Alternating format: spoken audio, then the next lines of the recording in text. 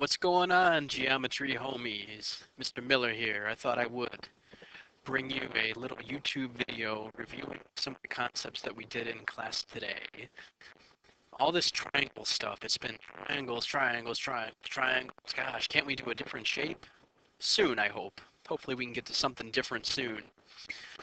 All right, so let's begin. Number one, determine if a triangle can be formed from the following lengths.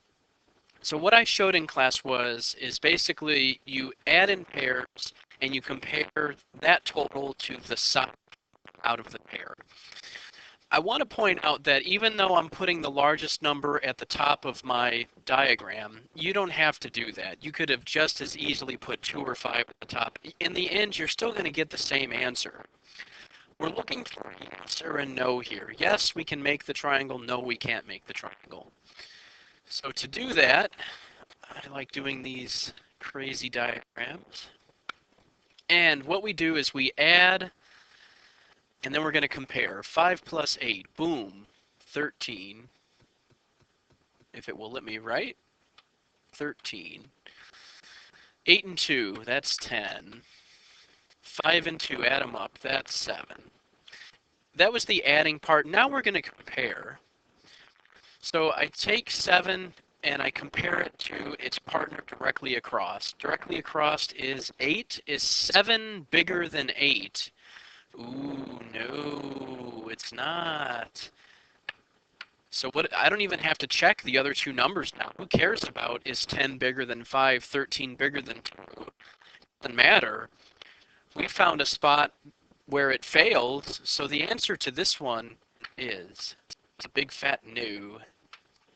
Won't be able to make a triangle with those 3 sides. Too bad. So sad. All right, let's check out our next numbers. 4, 21, 6. The same kind of thing. We're going to set up a little diagram here, and we'll add and compare. 21, 6. All right, so let's do it. So we add 42 and 21. That is what, 63? 21 and 6, that's 27. 6 and 42, that is 48. All right, that's looking good. Here we go. I'll start with 63 this time. Is 63 bigger than 6? See how I'm going straight across? Another way to think of it is I'm comparing this 63, which I got from the 42 and the 21, to the number that I did not use to get 63. I hope that kind of makes sense. So the two numbers that are making up 63, I want to compare that 63 to the number I did not use. 63 bigger than 6? Yes, it is. I'll just put this on the side. 63 is bigger than 6. Hey, that's good. Is 48 bigger than 21? Yes, it is. 48 is bigger than 21. It almost looks like we're in business here. I think maybe we might be able to form the triangle. But wait, we got to check the last number, 27. Is 27 bigger than 42? Is it? 27 bigger than 42? I think not. So I'm just going to put a little line through that mouth. That just means 27 is not greater than 42. This gets a frowny. And couldn't form a triangle with either one of these sets of numbers. Okay. Number 2, find the range of values for the third side of the triangle given the two sides. So what we're saying is, okay, we want to make a triangle, and we want to see what are all possible lengths of that third side.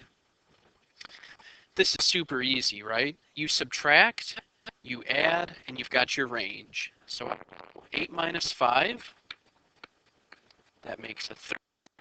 I go 8 plus 5, that makes 13. And I've got my range. So what this is telling me is, whatever my third side is, I can make it as big as I want as long as it's larger than 3, but it can't be any bigger than 13. Actually, it can't be 13 either. It would be 3 is less than x is less than 13.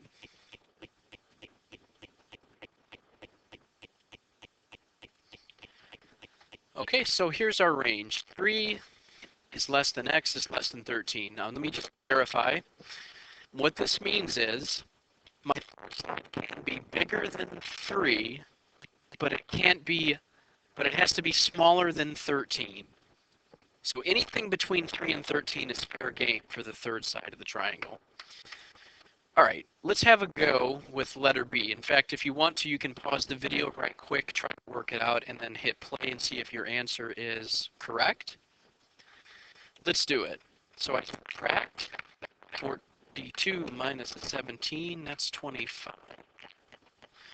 And then I add the two numbers together. That's 59. So what's my range? My range is I have to be smaller than 59.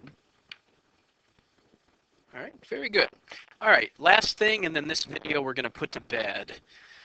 Order the angles from smallest to largest. Triangle DEF, which so lazy they didn't even draw it for us, so we're going to have to do that. Has these sides, DE6, EF4, and DF8. So let's draw the triangle first, and I just do a rough sketch. Who cares how big or small your triangle is? Don't get too hung up about how long the sides are and the angles and all that, because you're kind of just you're going to make yourself crazy thinking about stuff like that. Just draw a triangle and label it with the letters that you need. We need D, we need E, and we need F. Now let's fill in our sides. So what do we got going on here? DE is 6. Well, here's my DE side. That's 6. My EF, they tell me, is a 4. And my DF, that's this side, is 8. And we want to order the angles from itty bitty to big, big, big, and large. So what's my smallest number in my picture? My smallest number is 4. I want to shoot across from that side and go to the opposite angle, which is D. Another way to think of it is like this. This 4 is made up of E and F, right? Side letter is not part of this. Well, that's D. So angle D is going to come first. What's my next biggest number? Next biggest number is 6.